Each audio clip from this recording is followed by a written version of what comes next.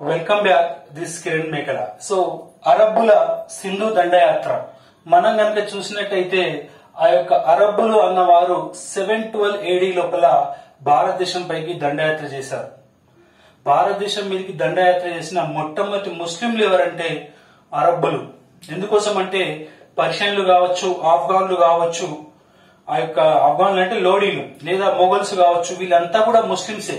కానీ భారతదేశం మీదకి దండయాత్ర చేసిన మొట్టమొదటి ముస్లింలు ఎవరంటే అరబ్బులు. సో అసలు ఏమైంది చూద్దాం. ఎలా దండయాత్ర చేశారు, దానికి కారణం ఏమిటి అంటే 711 ఆ ప్రాంతం లోపల 711 AD 712 AD ఆ ప్రాంతం లోపల మనకి ఏమైపోయిందంటే, సో ఇది భారతదేశం అని అనుకుంటే, ఇది భారతదేశ పటం అనుకుంటే, సో ఇక్కడ పాకిస్తాన్ ఉంటుంది, ఆఫ్ఘనిస్తాన్, ఇరాన్, ఇరాక్ ఇలా ఉంటుంది కదా. అయితే ఇది శ్రీలంక, సిలోన్ అంటారు. శ్రీలంక యొక్క పాత పేరు సిలోన్. సో ఇక్కడి నుంచి ఒక పడవ ఇక్కడి ఇరాన్ కు వెళ్తుంది.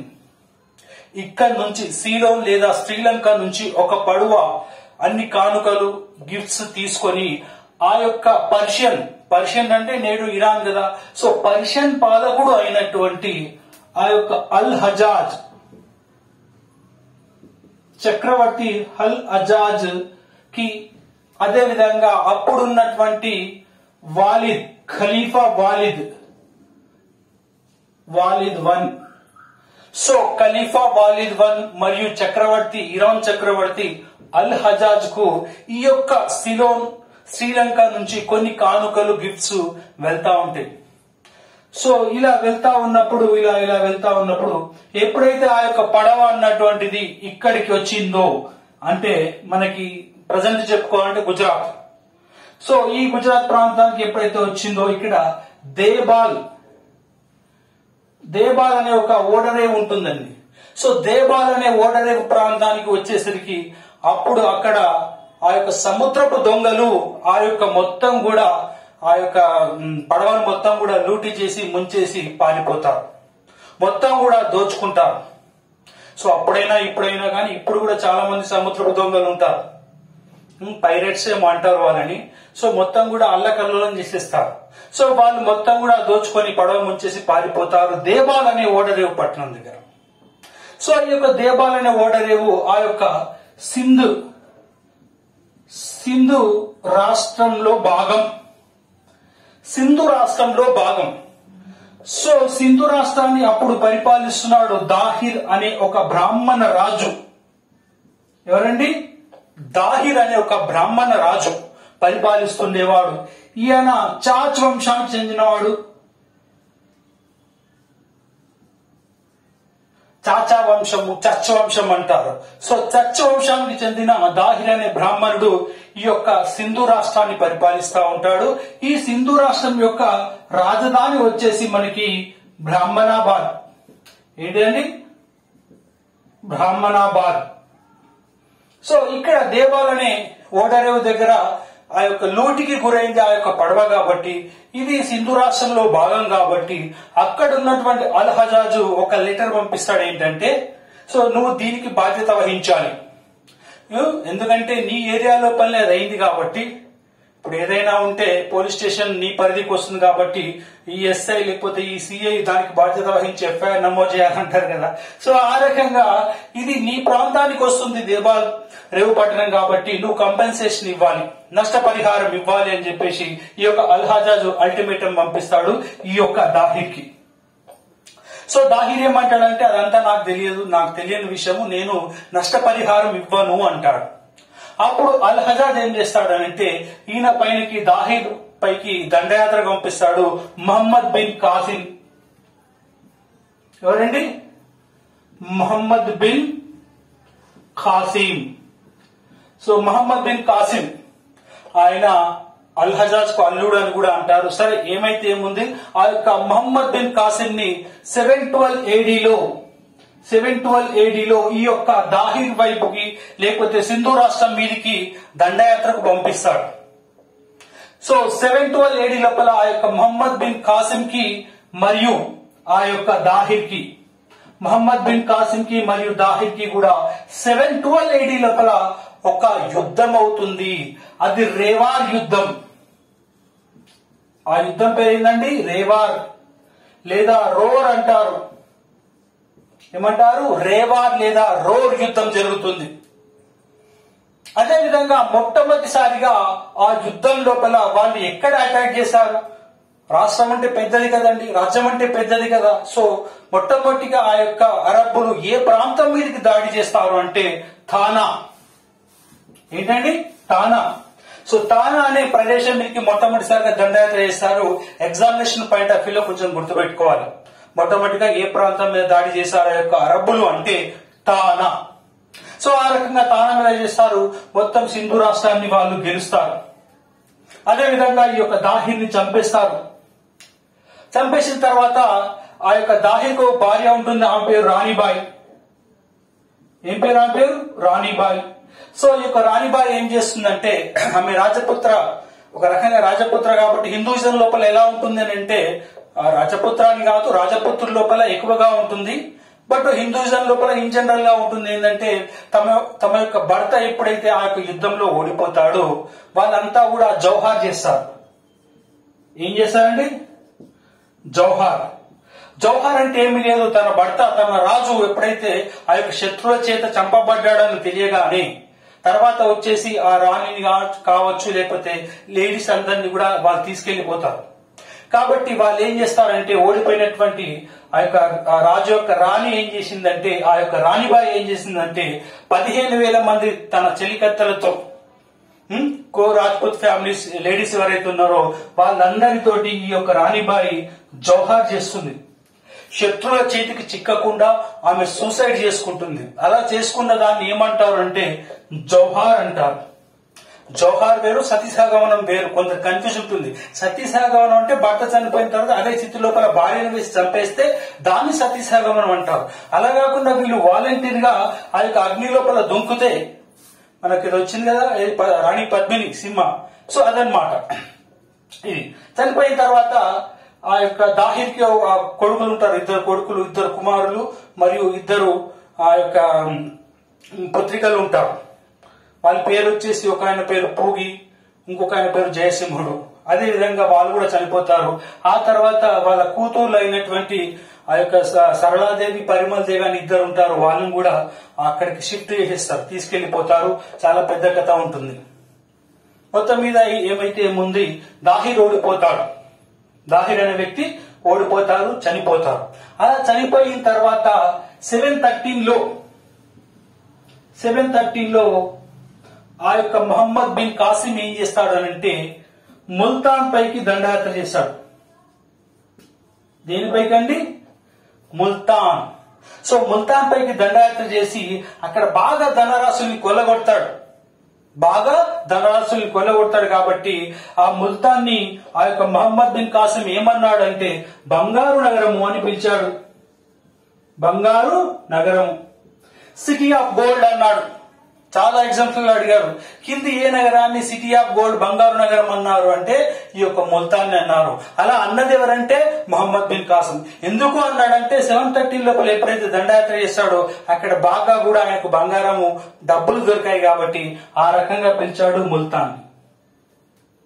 ఇక్కడ మనం గుర్తుపెట్టుకోవాల్సిన విషయం ఏంటంటే, మనకు అడుగుతారు ఎగ్జామినేషన్ పాయింట్ ఆఫ్ వ్యూలో, భారతదేశం పైకి దండయాత్ర చేసిన మొట్టమొదటి ముస్లిం పాలకుడు ఎవరు అని చెప్పేసి మహమ్మద్ బిన్ కాసిం, గజనీ, గోరి, కుతుబుద్దీన్ ఐబక్ అంటారు.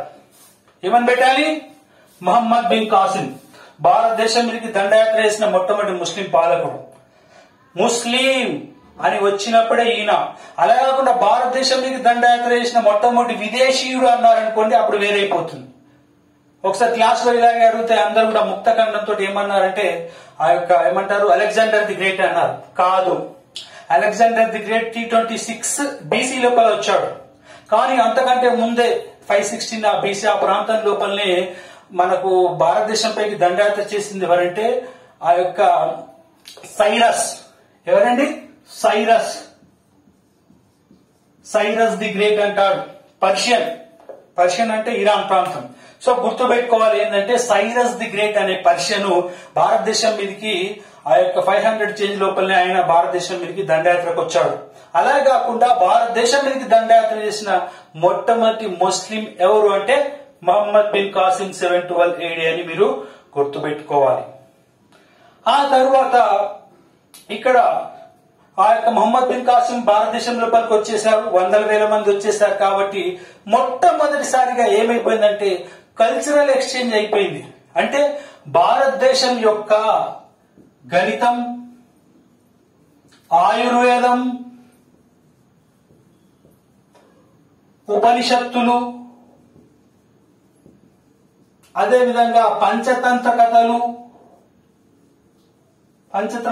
ఎవరు రాశారు? పంచతంత్ర కథలు విష్ణు శర్మ విష్ణుగుప్తుడు అంటే చాణక్యుడు. విష్ణు శర్మ పంచతంత్ర కథలు రాశాడు. సో ఈ రకంగా గణితము, ఆయుర్వేదము, ఉపనిషత్తులు, పంచతంత్ర కథలు ఇవన్నీ చాలా కూడా కల్చరల్ ఎక్స్చేంజ్ అయిపోయి ఇది ఇటు రావడం జరిగింది.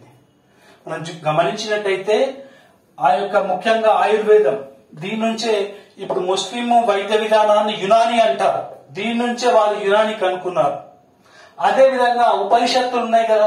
సో ఈ యొక్క ఉపనిషత్తుల యొక్క సారాంశం నుంచే ఆ యొక్క సూఫీ సెయింట్లు అంటాం కదా, సూఫీ సన్యాసులు వేరు, కట్టర్ ముస్లిం సున్నీ షియాలు వేరు. అలా జనరల్ అయితే ఆ యొక్క సూఫీ సన్యాసులు ఉంటారు. సో సూఫీయిజం ఏదైతే ఉందో ఉపనిషత్తుల నుంచి పుట్టిందో మనం చెప్పుకోవచ్చు. అదే విధంగా పంచతంత్ర కథలు విష్ణు శర్మ రాసినవి చాలా మోరల్ స్టోరీస్ ఉంటాయి. సో ఇన్ జనరల్ గా మనకి ఏంటంటే పంచతంత్ర కథలు చదవడానికి మనకు ఓపిక ఉండదు. ఫస్ట్ బుక్ దొరకదు, బుక్ దొరికిన చదివి ఓపిక ఉండదు.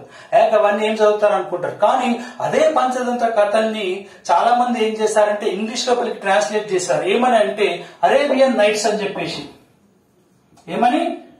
Arabian nights. So Arabian nights అని చెప్పేసి దానికి ట్రాన్స్లేషన్ చేసి కొంచెం మసాలా మిక్స్ చేసి అందంగా తయారు చేస్తే ఇప్పుడు చాలా మంది కూడా ఆ యొక్క ప్లేన్ లోపల వెళ్తూ ఆ యొక్క ఎయిర్పోర్ట్ లోపల కొనుక్కొని చదువుతూ ఉంటారు.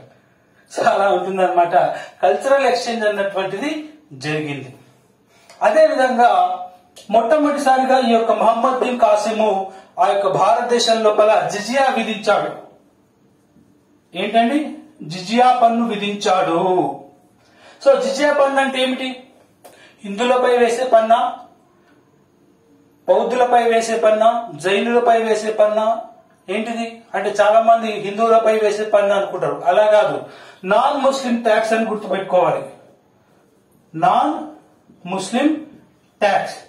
జిజియా పన్ను అంటే నాన్ ముస్లిం ట్యాక్స్, అంటే ముస్లిం కాని ఎవరైనప్పటికీ కూడా దీన్ని పే చేయాల్సిందే. ఎక్సెప్ట్ బ్రాహ్మణ్స్, బ్రాహ్మణులు కాకుండా మిగతా వారందరూ కూడా చేయాల్సిందే. ఏ మతం వారైనా, బౌద్ధులైనా, జైనులైనా ఎవరైనా చేయాల్సిందే. బ్రాహ్మణుల పైన వెయ్యలేదు. బ్రాహ్మణుల పైన కూడా జిజియా పన్ను వేసింది ఫిరోజ్ షా తుగ్లక్. బ్రాహ్మణులపై కూడా జిజియా పన్ను వేసింది ఆ యొక్క ఫిరోజ్ షా తుగ్లక్. మనకు ఆ ఢిల్లీ సుల్తాన్ వచ్చినప్పుడు తుగ్లక్ వంశం చెప్పుకునేటప్పుడు దాని గురించి చెప్పుకుందాం. సో అదనమాట. అదే విధంగా వీళ్ళు పరిపాలించారు కొన్ని రోజులు, ఎక్కువ కాదు. సో ఇక్కడ ఉన్నటువంటి ఆ యొక్క హిందువుల్ని, బౌద్ధుల్ని, ముఖ్యంగా హిందువులు బౌద్ధులు ఉన్నారు. సో వాళ్ళని ఏమన్నారంటే జిమ్మీలు అన్నారు. ఏమన్నారండి? జిమ్మీలు అంటే పరిపాలింపబడేవారు. పాలించేది ముస్లింలు అయితే పరిపాలింపబడేవారు ఈ యొక్క హిందువులు మరియు ఆ యొక్క బౌద్ధులు. కాబట్టి ఆ యొక్క బౌద్ధులు మరియు హిందువుల్ని ముస్లింస్ ఏమన్నారంటే జిమ్మీలు అని అన్నారు. ఏమన్నారు? జిమ్మీలు అని అన్నారు. సో ఆ తర్వాత అసలు ఎంత విషయం మనకి ఎలా తెలిసింది అంటే ఒక బుక్ ద్వారా తెలిసింది. దాన్ని ఏమంటారంటే ఆ బుక్ పేరు ఏంటంటే చర్చనామా. సో ఈ యొక్క చర్చనామా అనే గ్రంథం ఏదైతే ఉన్నదో దీన్ని రాసింది అబూ బకర్. ఎవరండి? Abu Bakr. సో ఇది సింధు ప్రాంతం గురించి తెలుపుతుంది. సింధు ప్రాంతం ఎలా ఉంది, ఈ అన్ని విషయాలు ఏవైతే ఉన్నాయో, యుద్ధము, ఈ కథ అంతా ఏదైతే ఉన్నదో దీని లోపల మెన్షన్ చేయబడి ఉంది. దీని లోపల చర్చనామా అనే గ్రంథం లోపల మెన్షన్ చేయబడి ఉంది. దాన్ని రాసింది ఎవరంటే అబూ బకర్. గుర్తుపెట్టుకోవాలి. సో ఆ తర్వాత ఏమైపోయిందంటే వాళ్ళు తిరిగి వెళ్ళిపోయారు. తిరిగి వెళ్ళిపోవడం జరిగింది. ఎక్కడికి అంటే మళ్ళీ తిరిగి వాళ్ళ రాజ్యానికి వాళ్ళు వెళ్ళిపోవడం జరిగింది. ఏదైతే సింధు ప్రాంతం ఉందో ఆ సింధు ప్రాంతానికి మన పేరు ఏంటంటే జునైద్. ఏం పేరండి? జునైద్. సింధు ప్రాంతానికి జునైద్ అనే ఒక గవర్నర్ ని పెట్టేసి ఆ యొక్క మహమ్మద్ బిన్ కాసిము వెళ్లిపోవడం జరిగింది. సో రకరకాలుగా ఉంటుంది. ఏంటంటే ఆ యొక్క వాలిద్ వన్ ఖలీఫా తర్వాత హసీం అనే ఇంకొక ఖలీఫా వచ్చాడు, ఆయన పిలిపించి విషం ఇచ్చి చంపేశాడు. ఇలా రకరకాల కథనాలు ఉంటాయి. సో మనకి ఎగ్జామినేషన్ పాయింట్ ఆఫ్ వ్యూలో ఏమని గుర్తుపెట్టుకోవాలంటే మహమ్మద్ బిన్ కాసిము ఈ యొక్క జునైద్ అనే వ్యక్తిని పెట్టేసి సింధు రాష్ట్ర పాలకుడిగా ఆయన తిరిగి వెళ్లిపోయాడని గుర్తుపెట్టుకోవాలి. సో ఆ తర్వాత ఒక స్టేట్మెంట్ ఉంటుంది. ఆ స్టేట్మెంట్ కూడా మనం గుర్తుపెట్టుకోవాలి. ఏంటంటే ఆ యొక్క సింధు దండయాత్ర ఏదైతే ఉందో ఫలితం ఇవ్వని ఘన విజయాలు, సింధు దండయాత్ర అన్నటువంటిది ఫలితం ఇవ్వని ఘన విజయాలు అని చెప్పేసి ఎవరు అన్నారు? సింధు దండయాత్ర. సో సింధు దండయాత్ర ఫలితం ఇవ్వని ఘన విజయాలు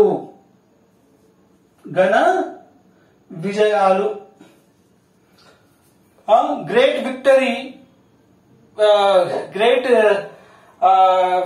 వితౌట్ ఎనీ రిజల్ట్స్ అన్నారు. Great victory without any result అని చెప్పేసి సింధు దండయాత్ర ఫలితం ఇవ్వని ఘన విజయాలు అని చెప్పేసి ఎవరు అన్నారని చెప్పేసి ఎన్నో ఎగ్జామ్స్ లో అడిగారు. అతని పేరు ఆచార్య లేన్పుల్. ఏం పేరండి? ఇక్కడ పట్టడం లేదు, ఇక్కడ రాస్తాను. ఆచార్య లేన్పుల్. ప్రొఫెసర్. ఆచార్య అంటే ప్రొఫెసర్. ఆచార్య లేన్పుల్ ఏమన్నారంటే సింధు దండయాత్ర ఫలితం ఇవ్వని ఘన విజయాలు అన్నాడు. ఎందుకోసము ఫలితం ఇవ్వలేదు మరి అని అంటే వాళ్ళు పరిపాలించారా? రాజ్యాన్ని ఎస్టాబ్లిష్ చేశారా? అడ్మినిస్ట్రేషన్ చేశారా? ఏమి చేయలేదు. కేవలం సింధు రాష్ట్రం, తర్వాత ముల్తాన్ పైన దండయాత్ర వేసుకున్నారు, పైసలన్నీ వేసేసుకున్నారు, ఆ జునైద్ అనే వ్యక్తిని పెట్టారు, తిరిగి వెళ్లిపోయారు.